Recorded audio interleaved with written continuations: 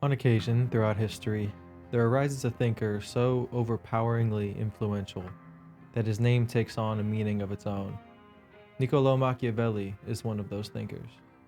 We hear his name thrown around casually as an insult, a dig at one's character meant to suggest that the recipient lacks morality or even concern for anyone but himself, that his every move is instrumental towards some private selfish gain that he seeks.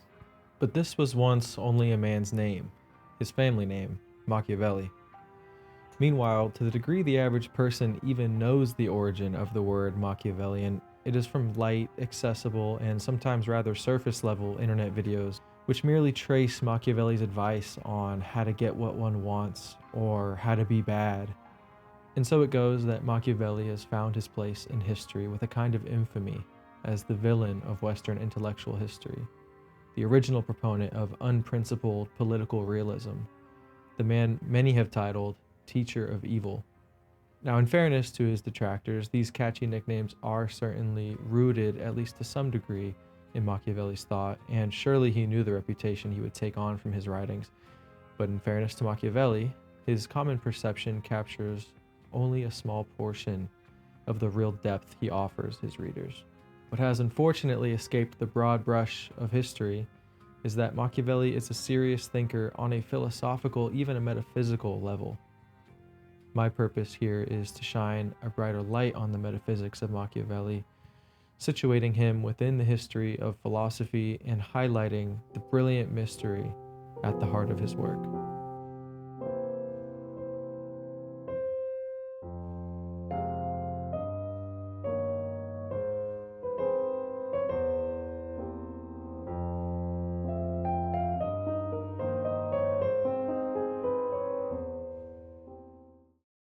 What makes someone intellectually modern?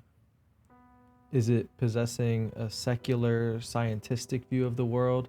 Is it a focus on the self as the ground of experience and knowledge? Is it an aim toward continual progress? French philosopher and mathematician René Descartes, possessing all of these traits most clearly, is often given the title of the first modern philosopher. Meanwhile, for his early championing of political realism, Machiavelli is typically crowned as the father of modern political science. But I wish to contend that Machiavelli was even more influential than this. Living a whole century before Descartes, it was actually Machiavelli who laid much of the groundwork for what Descartes would later systematize and package neatly into what we now call modernism. Beneath all of Descartes' emphasis on the self and his appetite for progress and his reliance on the scientific method is one fundamental assumption: nature, on its own, is not intelligible. This assumption, above all, is the key pivot point in the development of modernism, and Descartes owes much to Machiavelli for setting that pivot into motion. Now, to understand Machiavelli's role in this change, it is necessary to step back and examine the historical intellectual context in which he lived.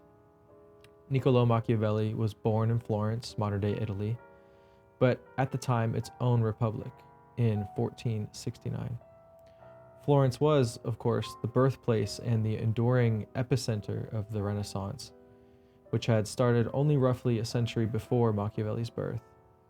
The timing of his birth could not have been better. He was born late enough into the Renaissance to be a true product of it, yet early enough to also be a shaper of it. Perhaps most influential on Machiavelli's intellectual development was his education in the humanist tradition, a relatively new intellectual approach that had risen quickly as a competitor to the much older scholasticism since the start of the Renaissance. While the scholastics grappled with Aristotelian metaphysics and logic and toiled to reconcile them with Christianity, humanism introduced a renewed focus on the humanities: rhetoric, poetry, moral philosophy, and, most importantly for Machiavelli, history. There was a vitality and a vigor to humanism, which found perhaps its greatest expression through Machiavelli's work. But in what way did Machiavelli lay the groundwork for the moderns like Descartes, who would arrive a century or so later? He did so precisely by reacting against the scholastics who had dominated late medieval thought and against all of classical philosophy for that matter. Western philosophy as a whole, for nearly 2,000 years prior to Machiavelli, had been constructed on the most basic premise that nature is indeed intelligible. This idea traces all the way back to pre-Socratic philosophers in ancient Greece, particularly Parmenides, who famously wrote that the same is thinking and being. By this, he meant that there is an underlying oneness to reality, or more radically, that all of reality just is one. In other words, nature is rationally ordered, and it presents itself to us in the full glory of its rationality. Hence, thinking is always concomitant with being. There can be no thought apart from what is, and there can be no thing that is not intelligible. The Platonists, who were convinced of Parmenides' proposal that there is a rational order to the world, were concerned with where the principle of rational order can be found in a world always changing. Ultimately, they settled on the view that the world's order is more fundamental than its chaos, culminating in the theory of the forms, existing as a deeper, realer reality which holds this chaotic world together. And while there is certainly something mystical about such a view, it was their contention that nonetheless we are always already engaging with the forms. To look at being is to already see it as intelligible, and to see its intelligibility is to see its form. This tradition continued through Aristotle, who assumed the intelligibility of the world, albeit from a new standpoint, while the Platonists saw particular things as derivative from overarching forms, which Aristotle referred to as universals.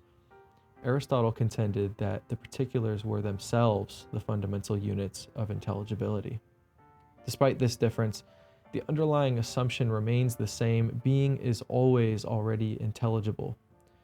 Now, the scholastics, who most proximally preceded Machiavelli, carried on this assumption further still, especially within the Thomistic tradition of natural theology. These thinkers, drawing most from Aristotle, proposed that the connection between nature and intelligibility was so tight that a careful study of nature could lead one all the way up to God, although without revelation this would yield only an incomplete understanding of God, but an understanding nonetheless. Now we see what Machiavelli was reacting against, namely the entire history of Western philosophy. But we must now ask, what was the actual substance of Machiavelli's departure from classical philosophy? Put simply, it was that nature is not on its own intelligible. Nature is chaotic, unpredictable, and even in a state of flux. One will quickly notice that this is not all too different from what the Platonists noticed about the world, but while the Platonists posit a deeper dimension of nature, namely the forms, which holds it all together into a rational order, Machiavelli, as we will see, does not make this kind of move. Nor does Machiavelli merely default to a Homeric view, one that is even older than that of the philosophers, despite the similarities his view would come to bear to those of Homer. To be sure, Machiavelli is reviving some Homeric themes that were lost with the birth of philosophy.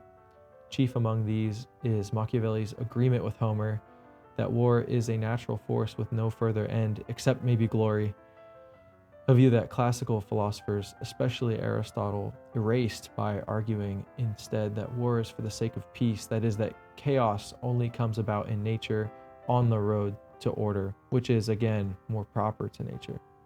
Homer held the opposite view because he shared Machiavelli's vision of a natural world without a strict intelligible order. It was precisely this piece which Machiavelli was reviving from Homer, evincing the very spirit of the Renaissance, making from the old something new. But Machiavelli saw something in common even between Homer and the philosophers. Although they ultimately disagreed on whether nature was intelligibly ordered, both camps looked outside of man for the cause and explanations of worldly events. Again, the philosophers looked to nature itself, even if a deeper layer of nature, like the forms, for its principle of intelligible order. But while Homer did not see the world as intelligibly ordered, his explanations for worldly phenomena always look toward the gods and ultimately toward a kind of unknowable fate. The novelty in Machiavelli's view is that it is not nature or the gods or even fate which brings order and intelligibility to the world and explains its phenomena. It is man. And so we now see where Machiavelli departs from both the classical philosophers and from Homer. Throughout his works, most notably The Prince, for which he is most well known, Machiavelli not only gives practical political advice to prospective princes, but on a deeper level, he advances and elaborates on his unique metaphysical view.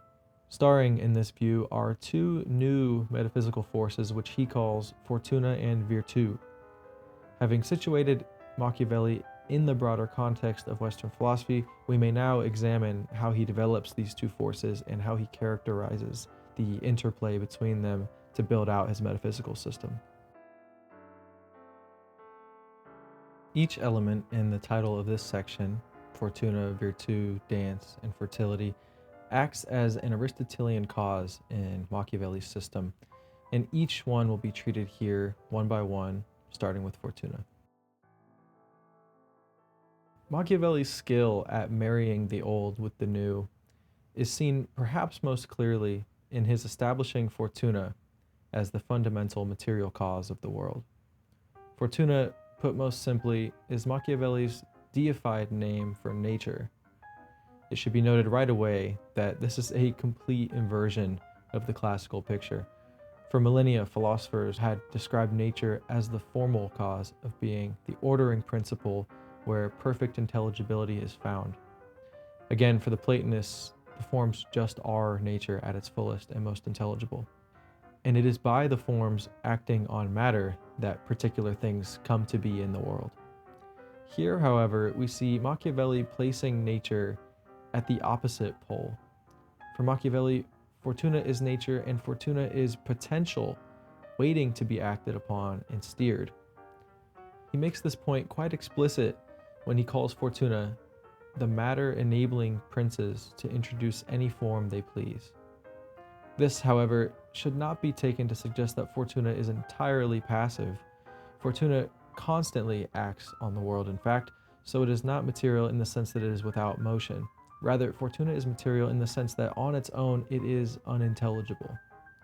Fortuna is the unforeseen tide that capsizes a ship. She is the drought that ruins a harvest and brings a town to its knees with famine. She is the plague, sublime and virtually unstoppable. That is, fortuna is unpredictable, wild and untamed, chaotic and in flux, ultimately, again, unintelligible. And while Machiavelli often describes fortuna in these negative terms, she is not solely a cause of destruction. She is also the landslide that uncovers buried treasure, or even the unsolved regicide that opens up the throne. Notice the similarity between Fortuna and the Homeric gods. There's an element of fate that seems to be at play, a randomness that no one can quite grasp or predict. Fittingly, Machiavelli has used an old Roman goddess's name for nature. Fortuna had been central to Roman culture since the antiquity as the goddess of luck, change, and fate. In the centuries leading up to Machiavelli's time, she was depicted in artwork constantly spinning her wheel of fortune, with countless men climbing and falling off. In spite of these similarities between Machiavelli's Fortuna and the old gods, the difference is that, for Homer, fate dominates every natural occurrence, whereas for Machiavelli, Fortuna allows herself to be steered, at least for a time. To be sure, in the end, Fortuna will win, for Machiavelli writes, time sweeps everything before it. But even if Fortuna has the last word in the end, for a time, Machiavelli argues, a skillful man can weather her storms and direct her toward his aims. Now, only a very particular kind of man can achieve such a feat, and that is the man of virtu. Virtu, in Machiavelli's usage, is not easy to translate and describe. Of course, the simplest way would be to translate it as virtue. We can start there. If virtu is virtue, then it is unlike virtue in the sense any classical philosopher prior to Machiavelli would have used it. For Socrates, virtue is wisdom, knowing the forms that give intelligible order to the cosmos. For Aristotle, virtue is the possession of a stable, good character in accordance with one's nature. For the Stoics, virtue is an uninterrupted focus on the logos, the rational principle which endures unchangingly amid the chaotic world beyond our control.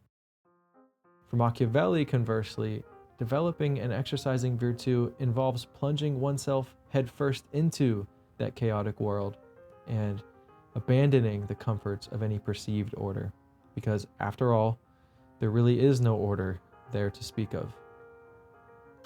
Order in Machiavelli's paradigm actually comes from virtue imposing itself upon fortuna. Again, for the classical philosophers, man develops virtue by adjusting himself to fit the order of nature. There is a seamless fit there, at least in potency, as man becomes more properly and perfectly what he ought to be by following nature's lead.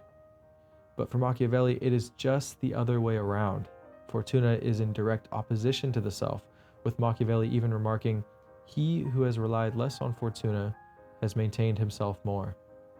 While man is forced to confront and deal with fortuna, he does not become himself simply by giving in to fortuna. Rather, he becomes himself by leaning into his virtue.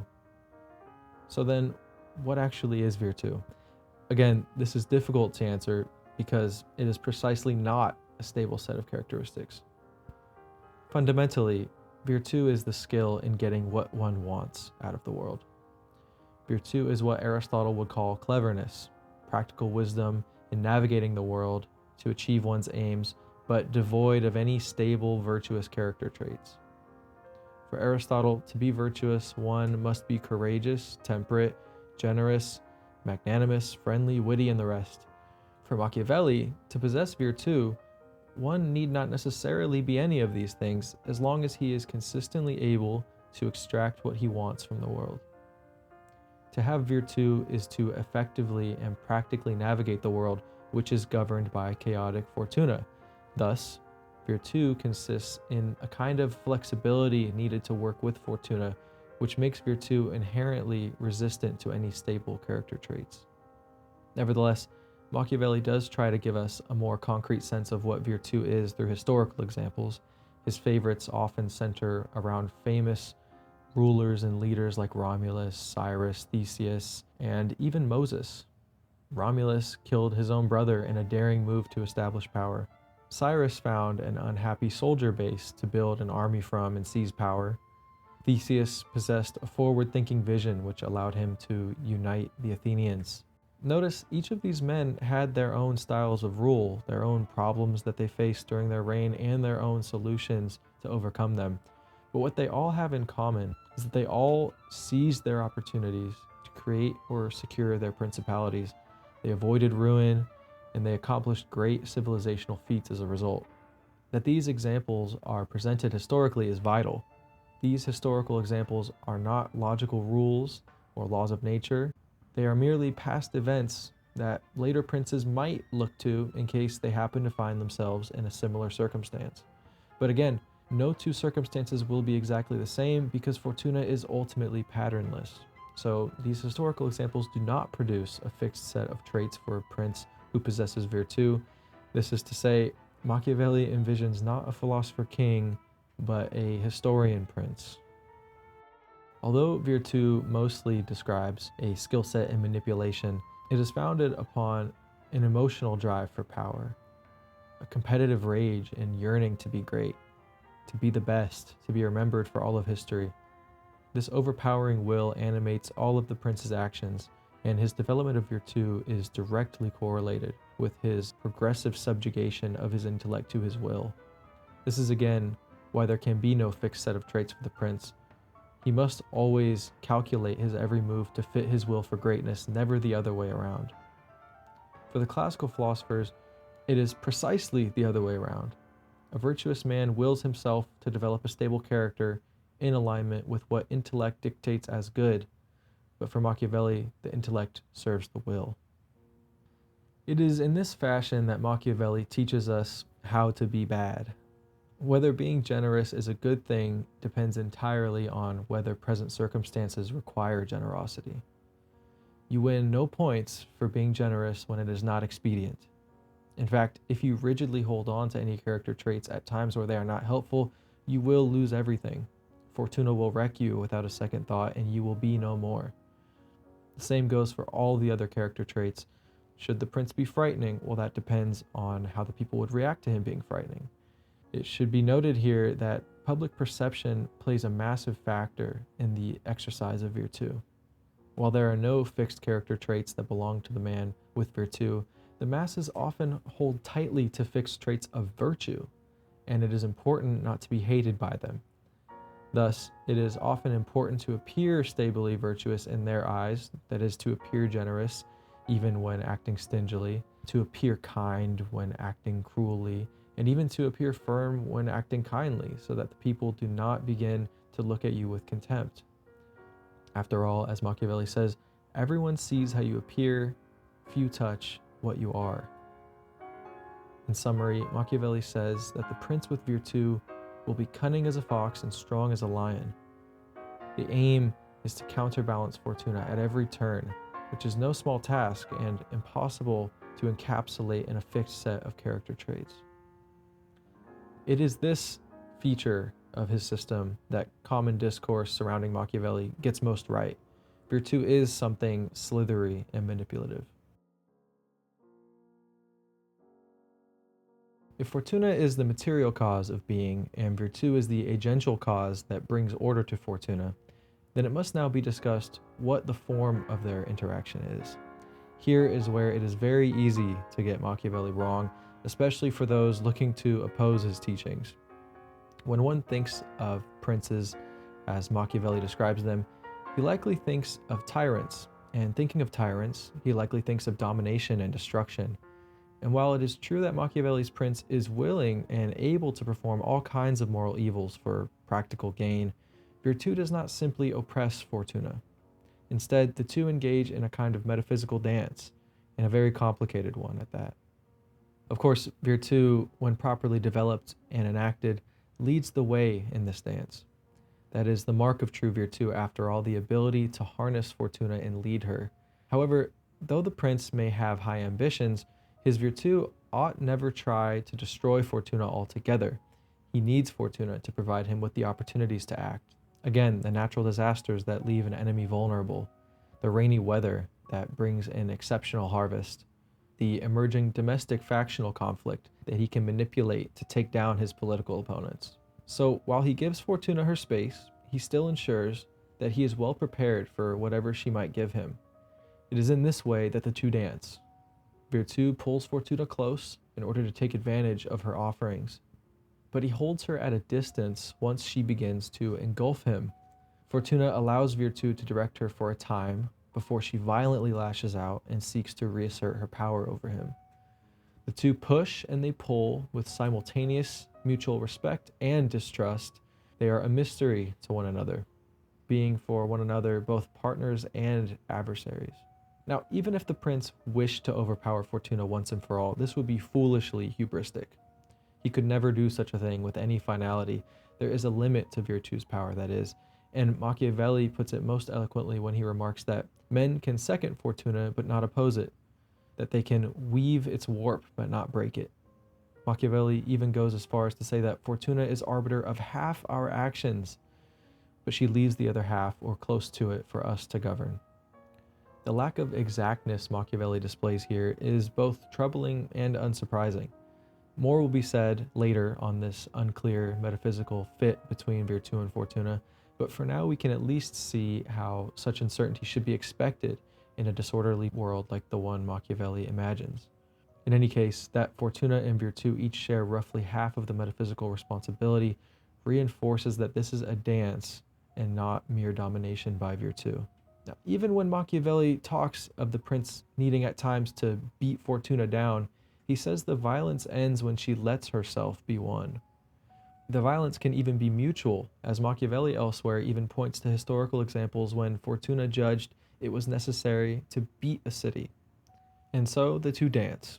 And even if it's virtù who choreographs, he cannot do any of it without the equal participation of Fortuna.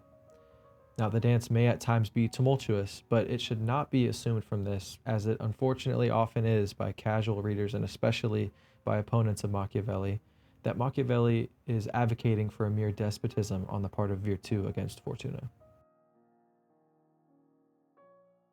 Now we turn to the end, the final cause. In other words, we ask, what is all this for? Why do virtù and Fortuna behave and relate in these ways. It should first be clarified that though Machiavelli is giving advice to princes in The Prince, his metaphysical account, which we have been tracing, is primarily descriptive.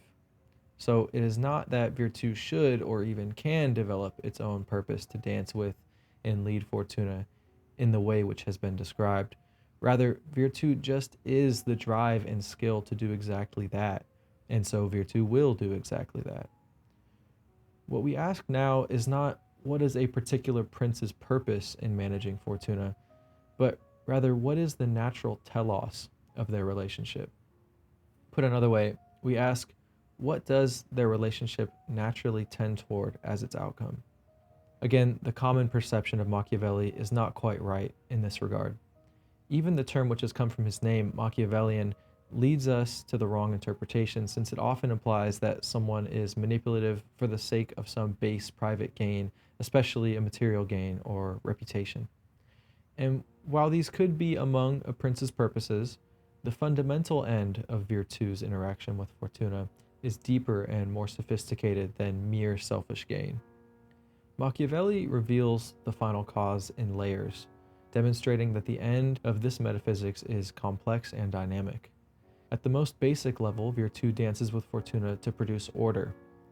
Even if nothing else comes of it, a prince's rule is successful if he can manufacture some kind of order out of chaotic Fortuna. Politically, this manifests in the prince's desire to, at the very least, avoid revolution and maintain his rule. In a more advanced state, Virtue achieves its end when the prince literally begins shaping the people's will after his own will. In other words, Virtue finds himself surrounded by sheer multiplicity, if not flux, in a world driven by Fortuna.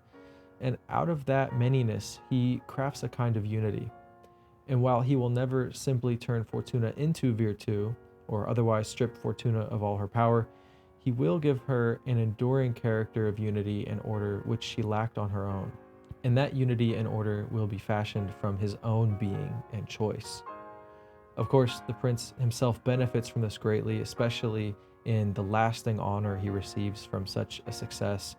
But Machiavelli speaks of this as a truly symbiotic relationship. Fortuna is incomplete, aimless, even lost without Virtue, and Virtue yearns endlessly for adventure and challenge until he finally overcomes, subdues, and makes something reflecting himself out of Fortuna. And this reveals the true fulfillment of Machiavelli's metaphysics, a kind of collaborative making, or more precisely, a birthing, resulting from the dance between Virtue and Fortuna. The true end here is a kind of fertility, as Virtue, in mastering Fortuna, opens up possibilities through their relationship of which neither was capable alone. The gendered language here is unmistakable and it is intentional. Without getting into the details of Machiavelli's account of gender, much of which would be intensely controversial today, the point here, at the very least, is that the marriage and procreation of Virtue and Fortuna is as natural as that of man and woman. Thus, it is true that Virtue aims at producing order out of Fortuna, but this order must be understood in dynamic terms. In a world governed by Fortuna, nothing remains static. Fortuna offers a constantly shifting multitude of opportunities, and Virtue responds to her movements and produces whatever is needed to maintain order. Because this metaphysics is reliant on Virtue, Fortuna, and the relation of the two, there is no determinate end. The end, then, is simply the fertility and the fecundity which emerges when a prince exercises sufficient Virtue and is free to steer Fortuna in the direction he chooses, so that together they may birth what is needed to maintain order. And so we see the four causes of being in Machiavelli's metaphysical system. Fortuna is the matter, Virtue is the agent who acts upon that matter, their dance is the form produced by their interaction, and an orderly fertility is the end of all this. But if we are to authentically grant Machiavelli the label of metaphysician, we must ensure that all of this comes together harmoniously. Now, it is one thing to offer four causes of being. It is another thing entirely to offer a truly integrated metaphysical system where each of these four causes is properly grounded. This is where Machiavelli's view unfortunately begins to struggle and show some cracks. We who would find truth in Machiavelli's view must ask, what holds all this together? In other words, we ask, in a system characterized by manyness and chaos, can there be some one principle that grounds it all? The problem becomes clear when we begin to question how Virtù is actually able to do the work of harnessing and bringing order out of Fortuna. If Fortuna is multiplicity at best and utter flux at worst, how can Virtù even understand her enough to know how to manage and lead her? It is here that the ancients who Machiavelli left in the dust may begin to have their revenge. We can almost hear Plato's complaints that the very possibility of intelligibility relies on the existence of some unified whole for the knower to grasp. But for Machiavelli, Fortuna just is the absence of that intelligible wholeness that we need. This places the burden squarely on Virtù to make intelligibility out of Fortuna, which Machiavelli takes to be a genuine feature of his system and not a bug to be fixed. But again, by which principle can Virtù even do something like this?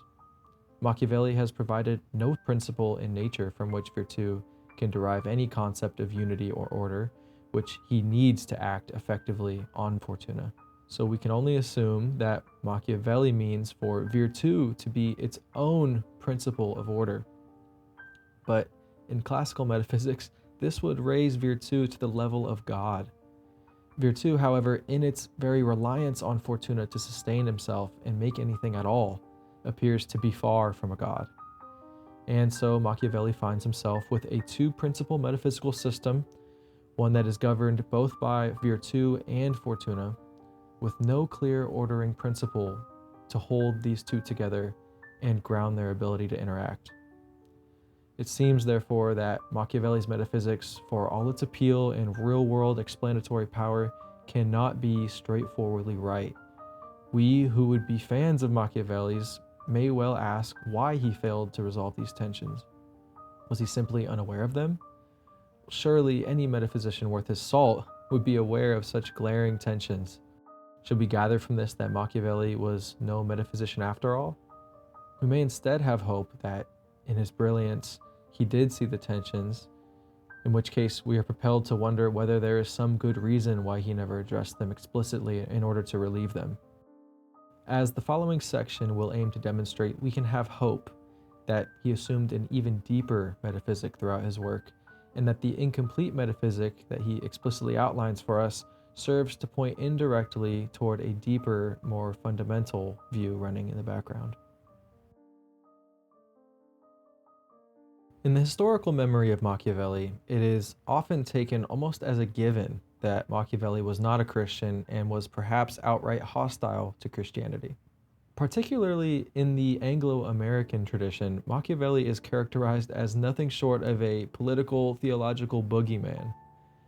In fairness to this view, one may indeed find difficulty squaring Machiavelli's dark political realism with the Christian religion, which looks beyond selfish, worldly concerns in favor of the transcendent, which unites us all.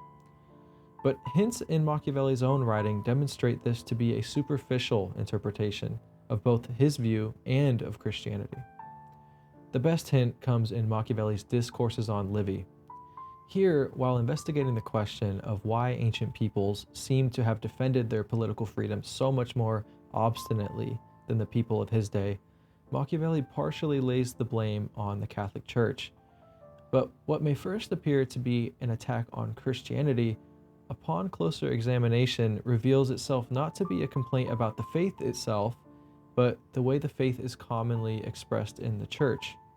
The quote reads as follows: "Thinking then whence it can arise, that in those ancient times peoples were more lovers of freedom than in these, I believe it arises from the same cause that makes men less strong now, which I believe is the difference between our religion and the ancient. For our religion, having shown the truth and the true way, makes us esteem less the honor of the world, whereas the Gentiles, esteeming it very much, and having placed the highest good in it, were most ferocious in their actions. Besides this, the ancient religion did not beatify men if they were not full of worldly glory, as were captains of armies and princes of republics. Our religion has glorified humble and contemplative more than active men. It has placed the highest good in humility, abjectness, and contempt of things human. The other placed it in greatness of spirit, strength of body, and all other things capable of making men very strong. And if our religion asks that you have strength in yourself, it wishes you to be capable more of suffering than of doing something strong. This mode of life seems to have rendered the world weak and given it in prey to criminal men who can manage it securely, saying that the collectivity of men, so as to go to paradise, think more of enduring their beatings than of avenging them. And although the world appears to be made effeminate and heaven disarmed, it arises without doubt more from the cowardice of the men who have interpreted our religion according to idleness and not according to virtue. For if they considered how it permits us the exaltation and defense of the fatherland, they would see that it wishes us to love and honor it and to prepare ourselves to be such that we can defend it. If we take seriously what Machiavelli is saying here, we find a man who does not abhor or even misunderstand Christianity. Rather, we find a man who is begging the Christian world to see what he sees in the faith. That is, a grounding for political life, the complexity and richness of which has never before been seen. To be sure, the upshot of Christianity involves realities far beyond the political. But Machiavelli's point is that it ought not be taken to be an outright abandonment of the political.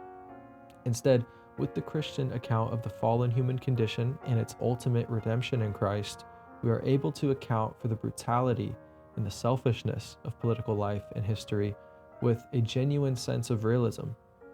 That is, unlike the ancient philosophers and the political ideologues, Machiavelli is not imposing some exalted account of justice on a political world which we find repeatedly through experience to be almost entirely unfit for.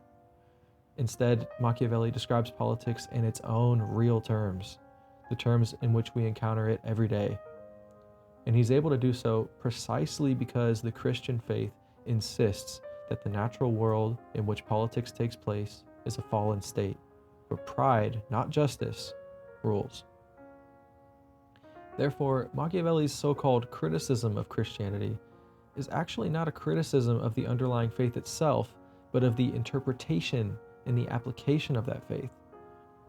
In his view, Christianity has been hijacked by idle and weak men who see only the glory in Christ's self-sacrifice because they hope to pass off their own cowardice as an emulation of his virtue.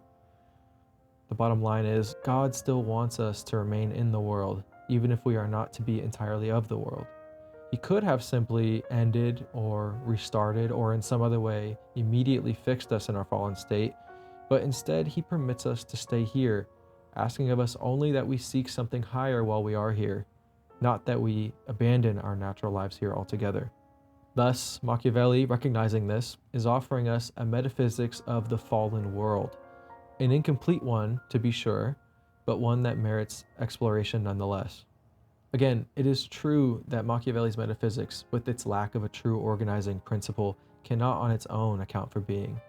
But in the context of Christianity, Machiavelli's metaphysics of the natural world is almost certainly true, and we ignore the metaphysics of this world at our own peril and on account of our own pride, assuming that we are entitled to leave this world behind and immediately ascend to heaven. So it is true, politics does arise from selfish pursuits, contention, force, and even violence, but we must push through this world, not foolishly attempt to get around it. In Machiavelli's Christianity, we would neither hate the world nor conceal its evils from ourselves by pretending it can be held to our higher standards of Christian justice. Instead, he would have us remain interested and invested in our world, bringing order to it where it otherwise would be in a state of chaos we caused with our fall. This ordering of the chaos is precisely, at the most fundamental level, the metaphysical role of Machiavelli's prince, and it is this sort of role, the defending and exalting of one's fatherland, that gives man the opportunity to develop Christian virtue, not running from political responsibility so that he can pretend to have escaped the evils of this world that he caused from his own fall. As a final word on the subject, it is a fair critique of this view for one to point out that If Machiavelli's political metaphysics were taken up by Christians, it would have to be amended and reduced in various ways. For instance, surely there must be Christian limits to what a prince can do with his power so as not to offend against the higher Christian view of the human person. This is certainly true, but it must be remembered that Machiavelli is here giving a primarily descriptive account of the metaphysics of the political world, not a prescriptive account for what should be done politically. As a description of the fallen world, Machiavelli's account is exactly right. And if this perspective on Machiavelli's work is taken with his thought in the discourses on Livy pertaining to the important role republics play in the promotion of freedom and the common good, the possibility for a Christian embracing of Machiavelli becomes even more evident. But the discourses on Livy are a topic for another day. For now, the point stands: Machiavelli offers an account of politics and of the metaphysics of the natural world that is compatible and perhaps even dependent upon the higher truths of Christianity. If one were to make something esoteric of Machiavelli's work, it would be tempting to see the incompleteness of his metaphysics precisely as a kind of reductio ad absurdum, which points indirectly to the necessity for a Christian theological grounding. And though the prince may often become hung up on the base appeals of living in and ruling the world, his role, at least as the orderer and the impregnator of nature, is unquestionably good and necessary for a Christian people to thrive on earth.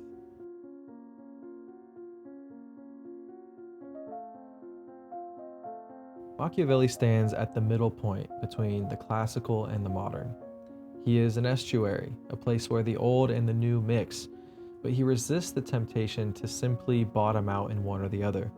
Instead, he is a third thing all on his own, borrowing from the old and the new, but producing something entirely unique and timeless. In the history of Western philosophy, he is a bridge between classical and modern.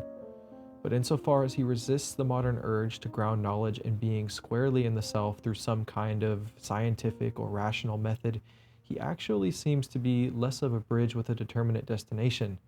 Instead, he is a fork in the road, or really many forks in the road, whose many paths have largely remained unfinished and whose destinations are yet to be uncovered, in large part because he is so frequently written off as a soulless political scientist.